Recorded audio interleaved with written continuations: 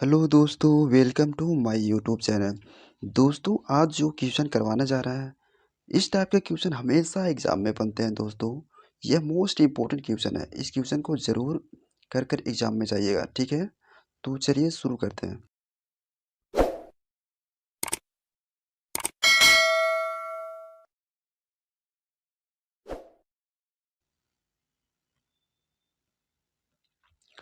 चीनी की कीमत 10% बढ़ जाती है।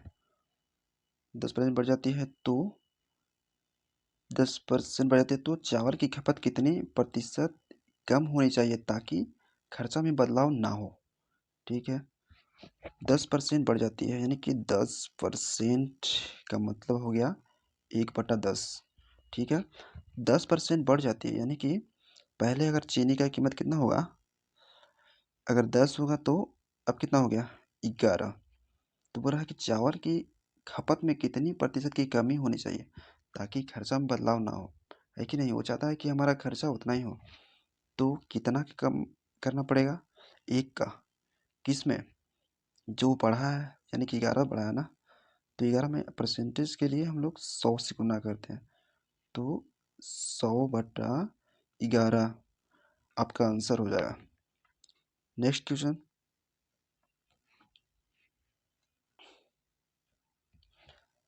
आटा की कीमत में सॉरी लिख लेते हैं।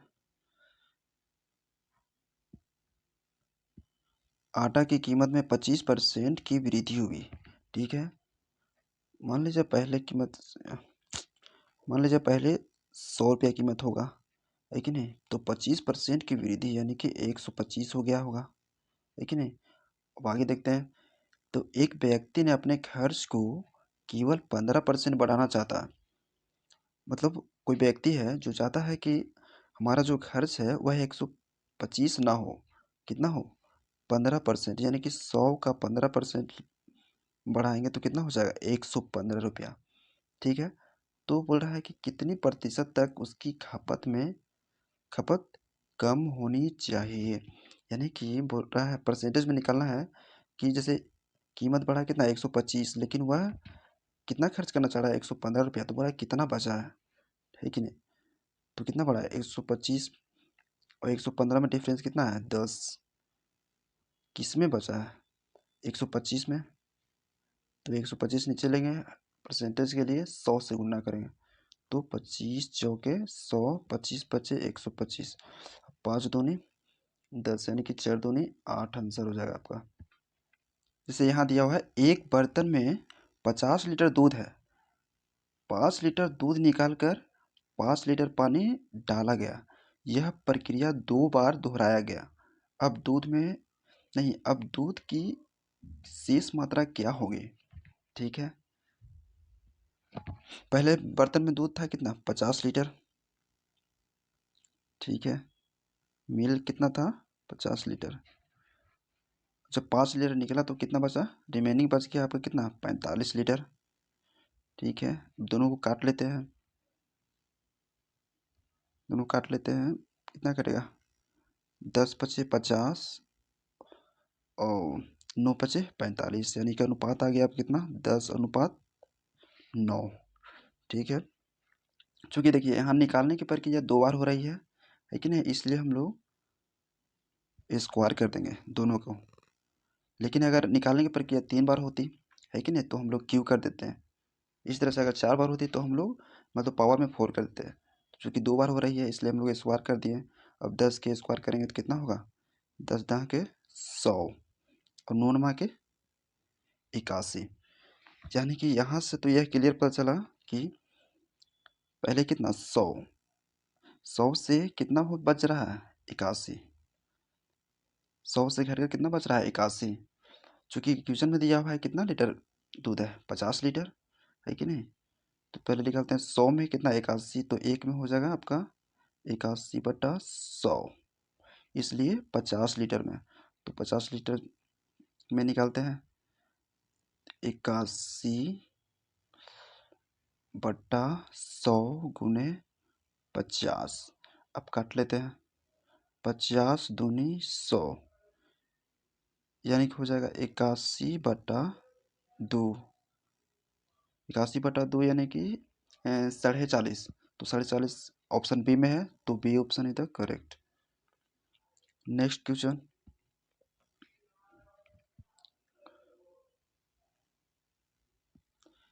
दूध और पानी के 40 लीटर मिश्रण में 10% पानी है, ठीक है। तो चलिए 10%, पहले देखते हैं 10% का मतलब, 10% का मतलब हो गया 10/100, यानी कि 10 से 10 कट जाएगा, 1/10। क्वेश्चन में बोल रहा है कि 10% पानी है, ठीक है, यानी कि वाटर कितना है आपका, वाटर और मिल्क का अनुपात देखें तो मान लीजिए एक पानी होगा, ठीक है, तो मिल्क कितना होगा, दूध कितना, 10 में से एक कम, यानी कि 9 होगा, ठीक है। अब आगे देखते हैं, तो बोल रहा है कितना पानी और मिलाया जाए जिससे पानी 20% हो जाए, ठीक है। 20% हो जाए, यानी कि 20% का मतलब पहले देखते हैं, 20% का मतलब हो गया 20/100, यानी कि 10 से 10 कट जाएगा, 2×5=10, यानी कि 1/5, यानी कि पानी की मात्रा कितना है, एक है, एक है कि नहीं। तो दूध की मात्रा कितना, 5 में से एक कम, यानी कि 4 हो जाएगा, ठीक है। अब देखिए, जो कि हम लोग पानी की मात्रा में चेंज किए हैं, है कि नहीं, दूध की मात्रा में कोई चेंज नहीं किए हैं, तो दूध की मात्रा यहाँ और यहाँ बराबर होना चाहिए, है कि नहीं। तो बराबर करने के लिए यहाँ 4 से गुना करते हैं और यहाँ 9 से गुना, ठीक है।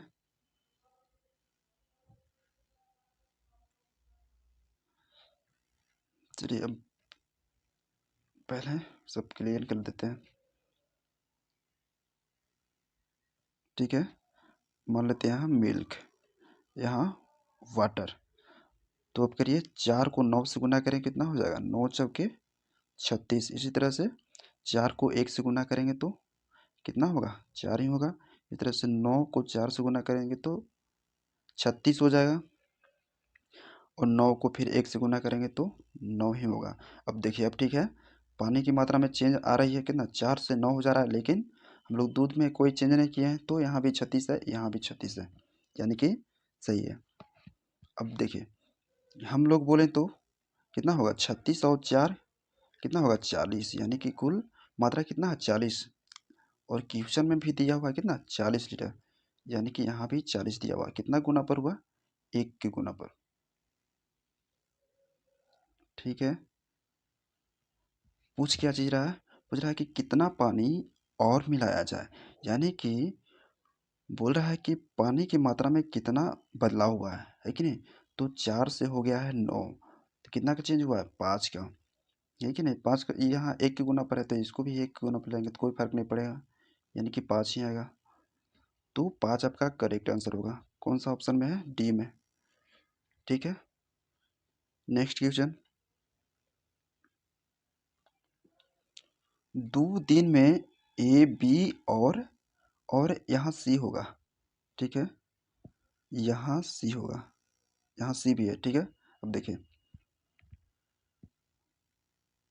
2 दिन में ए बी और सी मिलकर 1/2 कार्य पूरा कर सकते हैं, ठीक है। 1/2 कार्य कितना दिन में पूरा करते हैं, 2 दिन में, तो एक कार्य को पूरा करेंगे कितना दिन में, यानी कि ये 2 ऊपर चला जाएगा, है कि नहीं, तो 4 हो जाएगा, 4 दिन में पूरा कर सकते हैं। लिख लेते हैं, ए और बी और सी मिलकर एक कार्य को 4 दिन में पूरा करते हैं, ठीक है। इस तरह से आगे देखते हैं, बी और सी 2 दिनों में मिलकर 3/10 कार्य पूरा करते हैं, यानी कि बी और सी जो है 3/10 कार्य को पूरा करता है कितना दिन में, 3/10 कार्य पूरा करता है 2 दिन में, तो एक कार्य को पूरा करेंगे कितना दिन में, एक कार्य को पूरा करेंगे, यानी कि 10 गुना में आ जाएगा, तो 2×10, और 3 आपका नीचे चल जाएगा, है कि नहीं। अब लिख लेते हैं, बी प्लस सी एक कार्य को कितना दिन में कर सकते हैं, इतना, यानी कि 2 और 10 से गुना करें तो कितना हो जाएगा, 20/3, 20/3 दिन में। ठीक है, अब आगे देखते हैं क्या बोल रहा है। तब ए अकेला समस्त कार्य को कितने दिन में पूरा कर सकता है, यानी कि ए अकेला कितना दिन में कर सकता है। तो सबसे पहले हमको ए की क्षमता निकालना पड़ेगा, है कि नहीं। तो चलिए सॉल्व करते हैं, क्लीन कर लेते हैं पहले। ठीक है,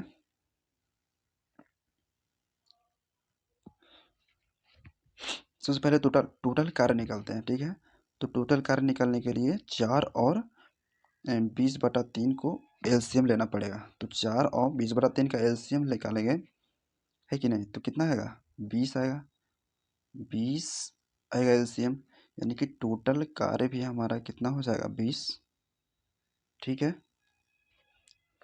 अब देखिए ए की ए प्लस बी प्लस सी की क्षमता निकालने के लिए क्या करेंगे, 20 में 4 से भाग देंगे तो कितना आएगा, 4×5=20, यानी कि ए प्लस बी प्लस सी की क्षमता कितना आ जाएगी, 5। ठीक है, इसी तरह से बी प्लस सी का क्षमता निकालने के लिए 20 में 20/3 से भाग देंगे यहाँ। ठीक है, तो काट लेते, 20 से 20 कट जाएगा, 3 आपका ऊपर चल जाएगा, यानी कि बी प्लस सी की क्षमता आ गया कितना, 3।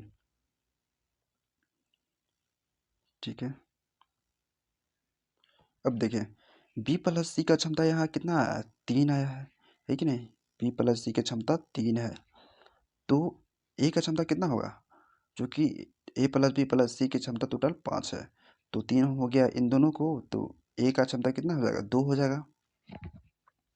ठीक है, तो अब निकालते हैं कि ये समस्त कार्य को कितना दिन में कर सकता है। कितना होगा, टोटल कार्य बटा ए की क्षमता। ए की क्षमता कितना है, 2, यानी कि 2 लिखेंगे नीचे, तो आपका आ जाएगा 10 आंसर। ठीक है, ए ऑप्शन में है, तो A the correct answer. Next question,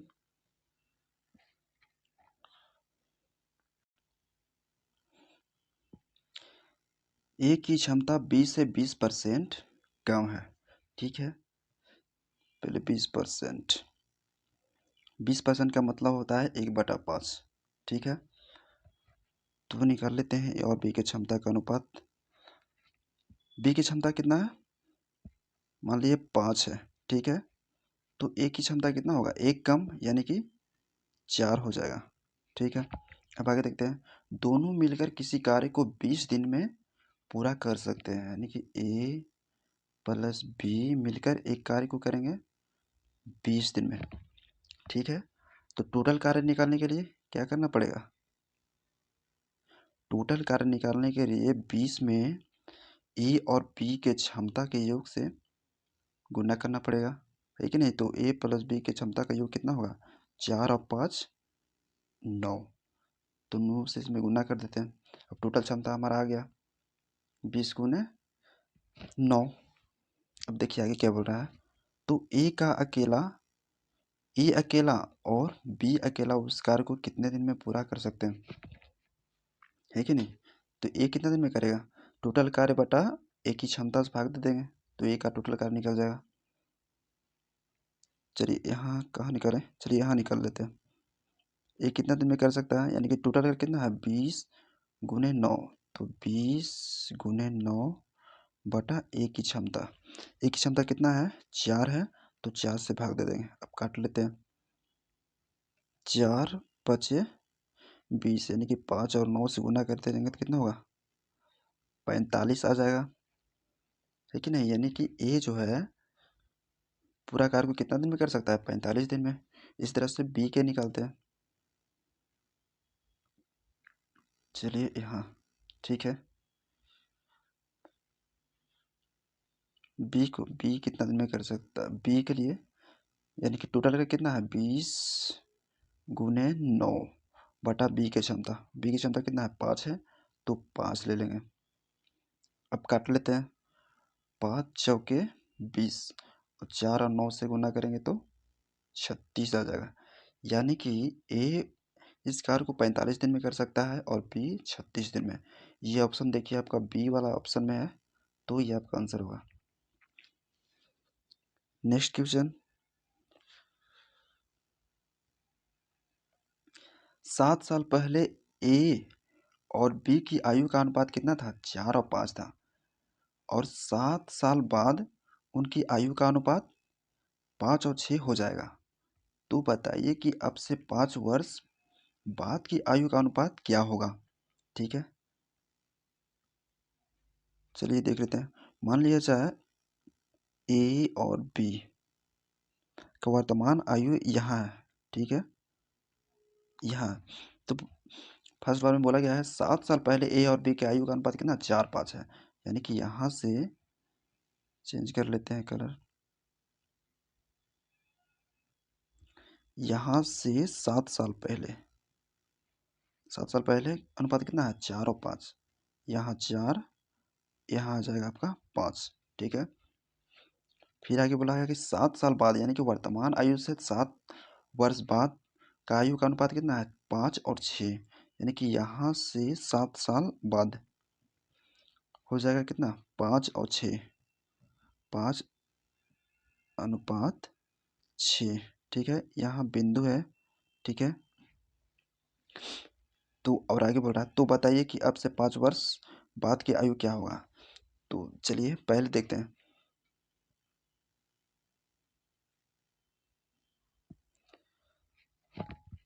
चूंकि दोस्तों यहाँ समय में वर्ष में देखिए समान का अंतर हो रहा है। यहाँ देखिए ये आपका देखिए 7 वर्ष, यहाँ 7 वर्ष का डिफरेंस है, यहाँ भी 7 वर्ष का डिफरेंट है कि नहीं? तो ए में भी समान चेंज हो रहा है, जितना चेंज हो रहा है ए में उतना ही चेंज बी में भी होना चाहिए। देखते हैं कि दोनों में अंतर बराबर है कि नहीं। अगर बराबर होगा तो ठीक है, नहीं अगर बराबर होगा तो अंतर को बराबर करना पड़ेगा, ठीक है। तो चलिए देखते हैं। यहाँ ए कितना है? 4 है, 4 से हो रहा है कितना? 5, यानी कि 1 बढ़ रहा है।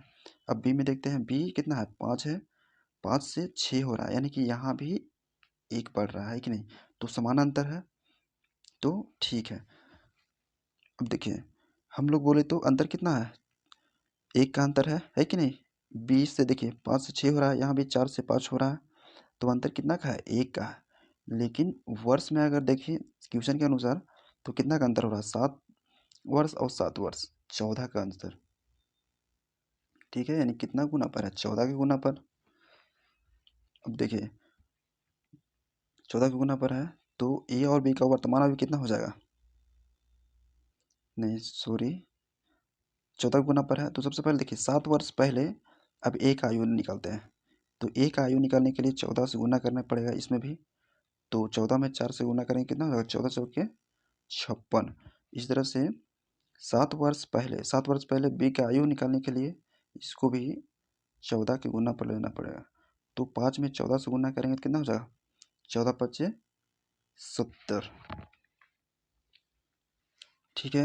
यानी कि ए और बी के 7 साल पहले की आयु कितना निकल गया? ए का 7 साल पहले की आयु 56 है, तो इसका वर्तमान आयु कितना हो जाएगा? 56 में 7 जोड़ेंगे तो कितना हो जाएगा? 63, ठीक है। इस तरह से बी के 7 साल पहले की आयु कितना है? 70।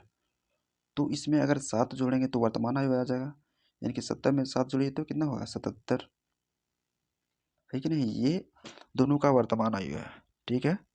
लेकिन क्वेश्चन में दिया है कि 5 वर्ष बाद की आयु का अनुपात क्या होगा ए और बी का, ठीक है। तो ए यहाँ ले लेते हैं, मान लीजिए यहाँ बी ले लेते हैं। तो वर्तमान आयु 63 बताया, तो 5 वर्ष बाद ए की आयु कितना हो जाएगा? 63 और 5 68। उस तरह से बी का कितना हो जाएगा 5 साल बाद? 77 और 5 82। अब काट लेते हैं, 2 से कटेगा, 3 दूनी 6, 4 दूनी 8, यहाँ 4 दूनी 8, 1 दूनी 2, यानी कि 34 अनुपात 41। सॉरी यहाँ बिंदु है, ठीक है, यहाँ बिंदु है, यानी 34 अनुपात 41। ऑप्शन किस में है? ए ऑप्शन में है, ठीक है। तो ये आपका आंसर हो जाएगा, ठीक है। नेक्स्ट क्वेश्चन,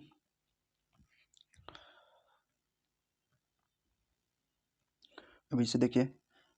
चीनी का मूल्य में 25% की कमी होने पर एक आदमी 100 रुपये में 3 kg चीनी ज़्यादा खरीद सकता है, तो चीनी का प्रारंभिक तथा नया मूल्य क्या होगा? ठीक है, बोला चीनी का मूल्य में 25% की कमी। चलिए देखते हैं। 25%, सॉरी 20 लिख दिया।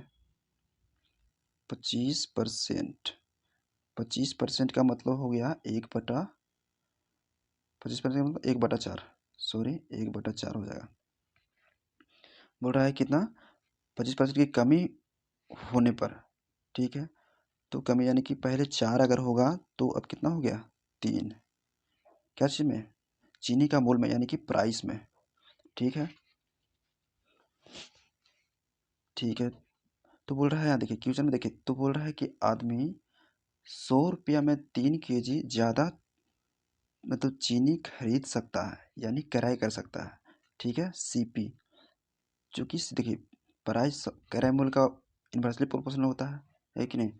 तो प्राइस 4-3 है तो सीपी कितना हो जाएगा 3:4 हो जाएगा, इसका अंतर हो जाएगा। तो क्वेश्चन में दिया हुआ है कि 3 kg ज़्यादा खरीद सकता है, लेकिन यहाँ देखिए कितना का डिफरेंस आ रहा है, 1, यानी कि 1 बढ़ रहा है, लेकिन क्वेश्चन में दिया है 1 नहीं 3 kg बढ़ रहा है, दिया हुआ है, यानी कि 3 के गुना पर है, ठीक है 3 kg।